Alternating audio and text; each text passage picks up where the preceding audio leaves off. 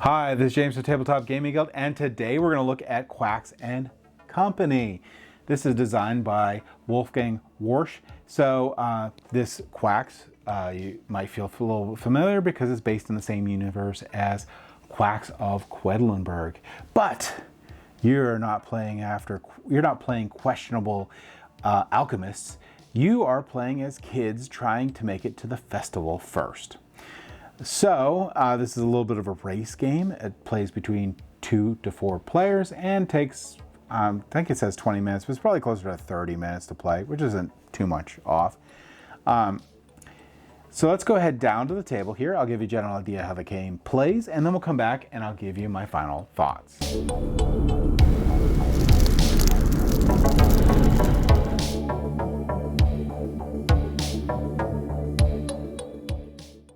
All right, so this is Quedlinburg and Company. In Quedlinburg and Company, you're going to be playing as either a pig, sheep, donkey, or cow, and you're simply trying to race to the festival and be there first.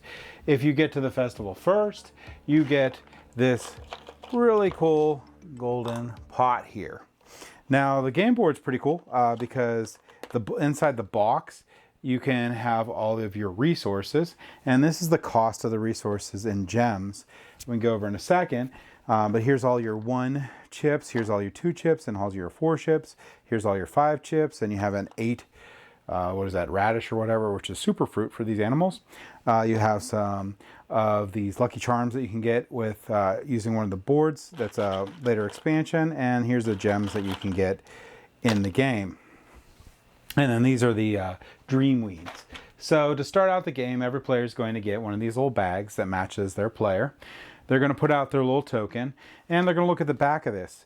So on the back of this, you would get 4 Dream Weeds. You get 1 corn, 2 apples, and a 2 apple. So I would go in here, and I would take out the 4 Dream Weeds, put them in there. 1 corn, 1 2 apple, and 2 1 apples. Okay? So I'll give that a good mix and shake. And then it recommends that you put out these starting boards. You can tell they're a starting board because they have the little picture of the caterpillar on the side here, but they're dual-sided, so the butterfly one's a little bit more advanced. You can have a little bit more of a basic game by adding these 2 in later on, and each of these have different abilities that happen when you pull that type of chit from the bag. And they're pretty straightforward, but there is this really nice sheet here that shows you the abilities of each of these. And we're going to go over the ones for the base game itself. But anyway, what you're going to do on your turn is you're going to simply reach in the bag and pull out a chit. If it's a Dream Weed like this, you're going to place it in the little thought bubble that you have here. Once you get 3 of these, they get everything that's on your board gets cleared off, and you get the chance to purchase some items in here. When it gets back around to you, you're going to pull another one out. That happens to be a Dream Weed. All right, and then it comes back around to me, and I get to pull another one out. This is supposed to be a 1 corn. So I get the 1 corn, I put it here. So, or here, it doesn't really matter. Somewhere else on your player board. And then you get to do that action. I get to move 1 space, because it's a 1. And I look at the board. This corn here, what it does is let me roll this action die, and I get the result. If I would have drawn an apple, I would have got 1 gem, unless I ended up with a space with this type of marker on it, and I would have got 2 gems. The grapes here, after I move, I immediately go to the next spot with that little mark, which is really nice. The cabbage, if I draw the cabbage, I get to pick one of my markers, any of the ones I want that are on here, and put it back in the bag. And that's the basic ones. You can do a little bit more advanced. For example, this one here, you can pull another one from your bag instead of put one back. This one here, depending on the size and type, you get to I believe, oh no, you get to place, so these, oh sorry, it upgrades your grape. So when, after you move, you get to get a grape 2, after you get a grape 2, you get a grape 4, and then after grape 4, you get the radish, which is 8 movement, which is really good. And this one gets to use the other die. There's another die here with more advanced actions. And this one here depends on the size of the apple. So it's a 1, 2, or 4 of how many gems you get, not where you land. But this is the basic set. If you roll this die on here, if you get this side, it's a gem. If you get this side, it's, you get a 2 apple token. If you get this one, you get to draw another one from the bag. If you do get this one, you get to move 3 spaces forward. This one, you get a 2 cabbage and 1 space forward. And that's basically this die. So you'd roll that die and then you get the action. In this case, I get to move 3 extra spaces. And we're going to keep going around and around until someone gets to the end. Now, when you get your third gem or dreamweed, and let's say I had some gems here, I get to spend gems on getting tokens to help me out throughout my quest to give you the first one to get the golden pot. So these 1 tokens, which I can select anything that's available here, so I can get an apple, a corn, grapes, or a cabbage. That costs me 1 gem. If I want to get a 2 in that, it costs me 2 gem. If I want to get a 4 in that, it costs me 3 gem. And if we were playing with these tokens, I could spend 4 gems and get a 5, but we are not currently. These ones give the lucky charms, and this one gives you or the plums or whatever, and you can get gems. If I spend 5 gems, these radishes are always available. They do absolutely nothing, but they do move me forward 8 spaces if I draw it, which is a big deal. And that's it. Once I spend my money, I put it in here. If I don't spend my money, I still have to lose it. So it still goes away. I don't carry over between rounds. Once I clear out this and put it all back in the bag to draw again, everything's cleared off the map. Like I said, that's pretty much the game. You're going to keep going and doing this, upgrading your bag as you go, getting better things in your bag, moving faster until someone makes it first to the golden cauldron. So that, in a really quick nutshell, is Quacks and Company. Quacks